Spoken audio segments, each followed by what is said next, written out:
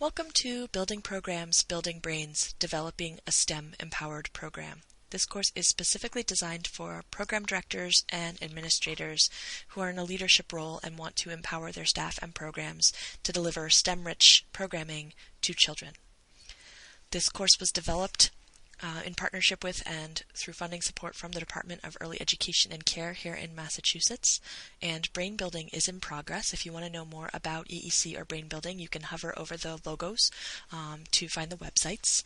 It was developed in partnership with UMass Boston, so you can hover over that logo to learn more about that, and you can also hover over the BosNet logo to learn more about us. This is the last and final interactive presentation in this course, presentation number 5, Implementation, Getting It Done.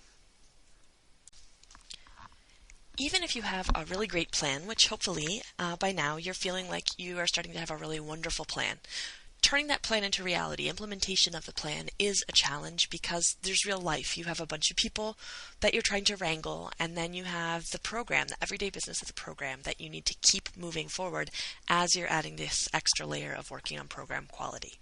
So in order to move your plan to reality, there are a few things that can really, really help. The first is making sure that you have solid documentation practices and organizational systems to help you. The second is consistency in following up and following through. The third is making sure that you're monitoring and measuring progress as you go forward. And the fourth is maintaining a positive and motivating atmosphere. Some different tools that you can use for documentation and orientation that will align you with best practices and with the QRIS. The first is a program improvement plan, which is a requirement of QRIS. And in the course room, you'll find one template for program improvement plan, although you can have any structure or any type of program improvement plan you want, from an annotated checklist to paragraph format document.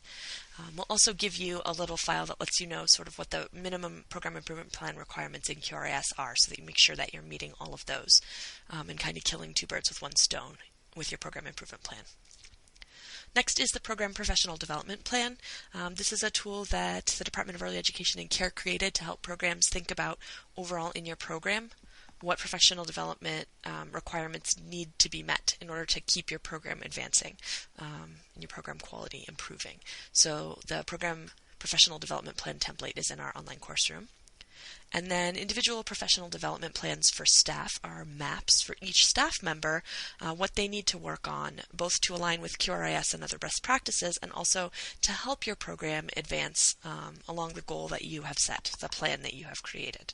So we've given you two different versions. One is the EEC template, and then we have also got a simplified version in there that you can try if the EEC template doesn't work out the way that you need it to.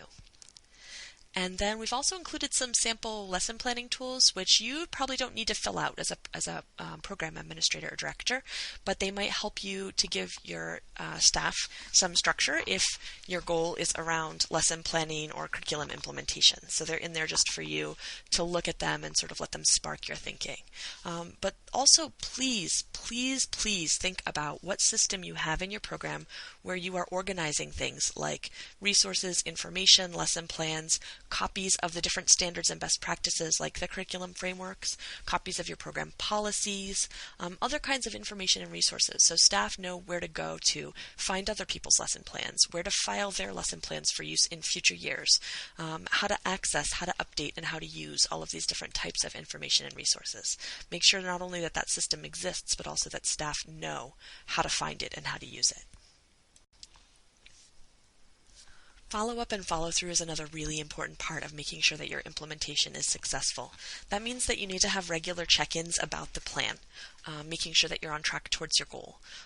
Generally speaking, keeping your program improvement plan or PIP updated and using it as the guide or as the plan, not only for this particular goal and the plan associated with it, but for anything else that you're working on in your program. So it's all in one place. You have one central document that tells you all of the things that you're working on in your program right now, and you can use that to run staff meetings or check-in meetings and to make sure that you're communicating and hitting the milestones that you need to hit.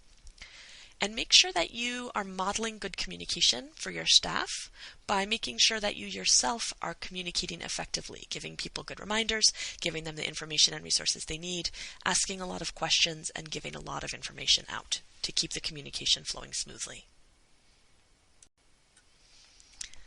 As you're proceeding, you also want to make sure you keep your eye on the prize. Make sure that you don't forget about that measurable outcome at the end of the goal, the metric that you've set up to determine whether or not you successfully reach this step along the path towards reaching your program vision someday. So check your progress towards the metric on an ongoing basis to make sure that you're staying on track. And make sure that you hold in your mind the connection between that the vision, the ideal for your program, the goal that you set to step towards that vision, and that metric or that measurable outcome that proves that you've reached your goal and taken that first step. Keeping all of those connections strong in your mind and strong in the minds of the staff will keep your team inspired and progressing forward. Also, don't forget to think about what you're going to do with your data. So at the end, when you reach your measurable outcome, that's data. We've succeeded in reaching this measurable goal. How are you going to take that data and communicate it? Communicate it to families, communicate out into the community, communicate to potential funders or supporters, community partners, schools, to your staff themselves?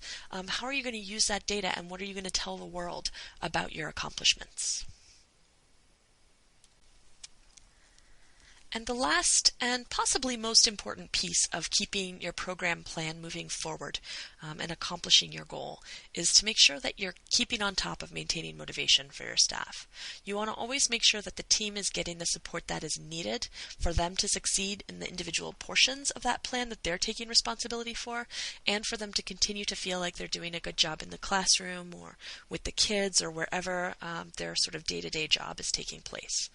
Keep a close eye on the moods and attitudes of the staff and be really proactive about offering positive feedback and support or resources and assistance so that you can keep a positive energy going all the time.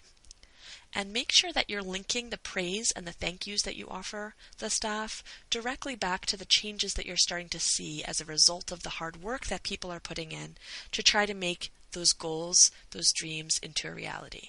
Notice the changes, notice them as they're occurring, and offer praise for those positive changes that you're seeing, and that will create a lot of energy and motivation. True or false? If you have a good plan, implementation is easy.